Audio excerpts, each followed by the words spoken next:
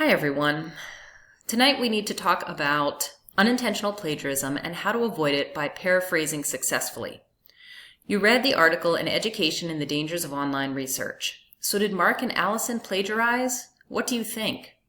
I think we can all agree that their punishment was too harsh and the trial wasn't fair, and that it also isn't fair when instructors give different punishments for the same kinds of mistakes in written work. We can also probably agree that they didn't intentionally plagiarize. As they say in the article, they didn't buy a paper online or copy it word for word. Mark says they got us for paraphrasing. These students didn't know how or were never taught how to paraphrase correctly. So let's take a look at what successful paraphrasing is.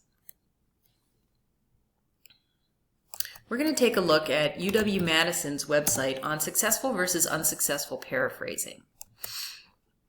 So here's a passage from an original source that a student wants to use in a paper. It's about nursing. We can all agree that this first attempt at paraphrasing here is word-for-word plagiarism.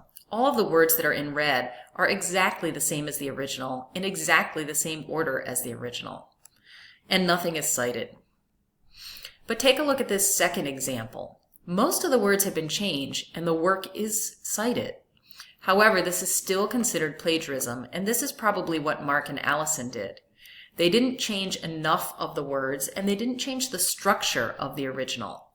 All of these phrases that were borrowed from the original should have been put in quotation marks to show that they weren't the words of the student writer. If you did put them all in quotation marks, however, that would make for a pretty cumbersome read through the passage. A legitimate paraphrase looks like this. It's cited, of course. We have the author's last name and the year. The only phrase that's borrowed word for word has been put into quotation marks, and all of the other words have been changed. But if you look closely, it's not just the words that have been changed. Also, the structure of the original passage has been changed. You can see that this one is much shorter. In addition, some of the elements that were at the end of the original passage, when paraphrased legitimately, are put at the beginning of the paraphrase. So you really want to change the structure of sentences and the structure of the order of the whole for a legitimate paraphrase. Now there are some words, such as critical care, clinical nurse specialist, nurse clinician, resource nurse, that don't need to be changed and also don't need to be put in quotation marks. They are what's called shared language. Each program area, your program area, has words that are considered shared language for which there are no synonyms, and they wouldn't need to be put in quotation marks if you were paraphrasing a passage. Let's take a closer look at this successful paraphrasing.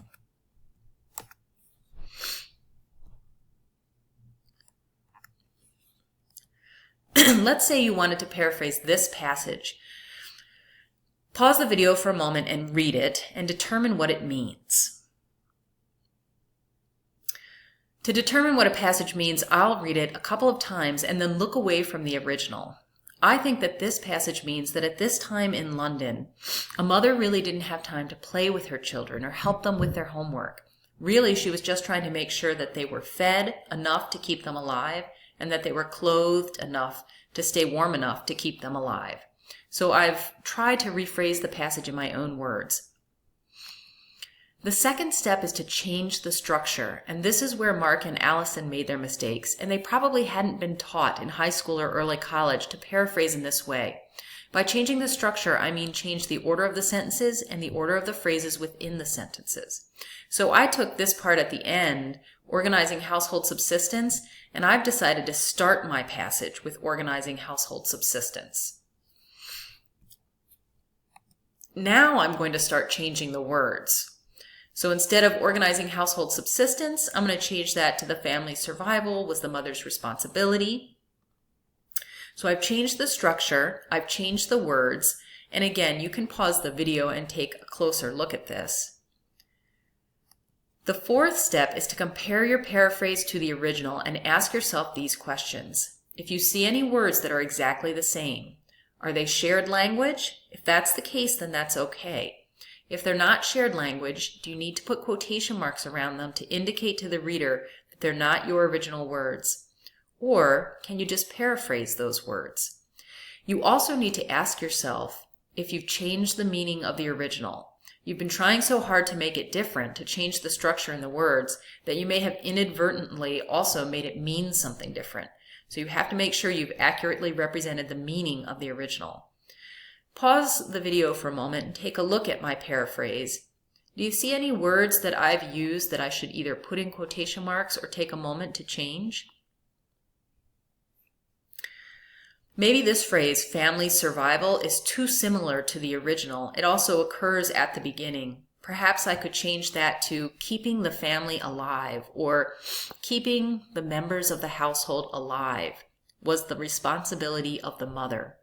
So it really does take time to change all those words and change all that structure. Now, a phrase like working class, I can consider that shared language. It's a socioeconomic term. I don't need to put it in quotation marks. I don't need to find a synonym for it. It took me a long time to come up with something that meant emotional and intellectual nurture. I came up with needs for love, happiness, well-being, and education. And I think that pretty accurately represents the original. One other thing I might take out here is this phrase, to put it bluntly. I don't think there's anything in the original that talks about the sort of coldness or frankness of this type of mothering at this time.